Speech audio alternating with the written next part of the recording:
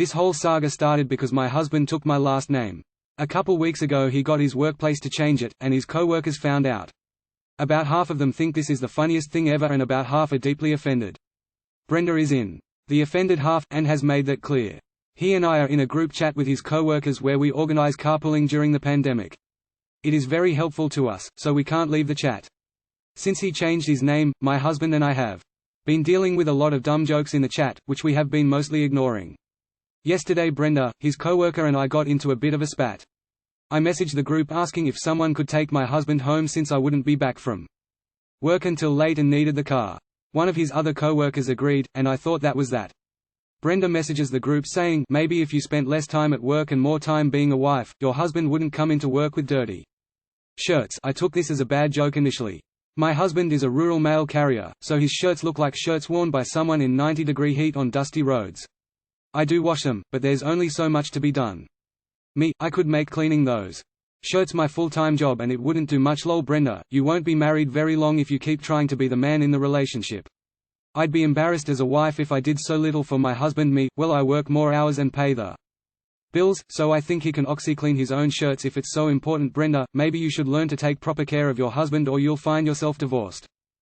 I'll let you know when I need relationship advice from someone who is 42 and single now. Apparently Brenda is going around and saying that I mocked her for being single in her 40s.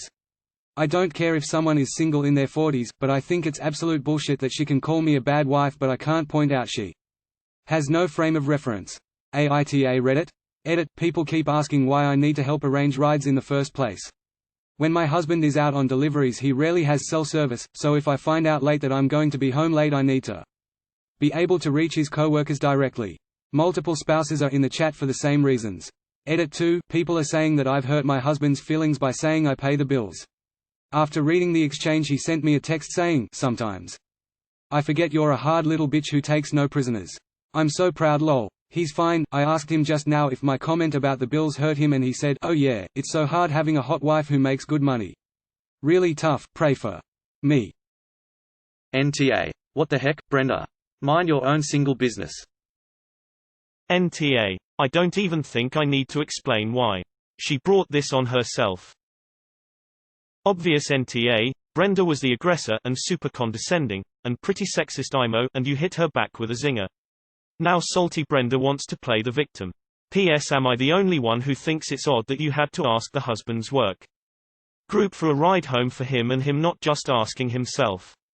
Edit. A word. NTA. At all. She came out of left field and started insulting you for no reason. On top of that, she interjected herself into your marriage. Your retort was logical. What business does she have giving PPL unsolicited marriage advice when she's not in a successful marriage herself? For the future, don't engage.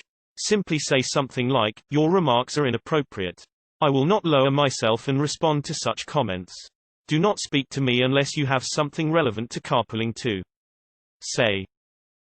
NTA. I don't agree that you were mocking her for being single in her 40s. She was giving unsolicited advice on a subject for which she is unqualified to speak on, even if you were looking for advice.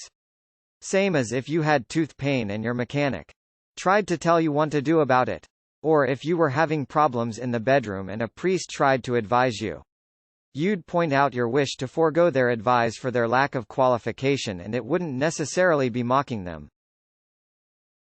Brenda is rude and sexist.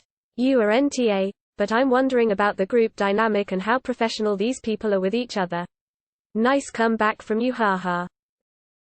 As a 55-plus-year-old, never married, female NTA.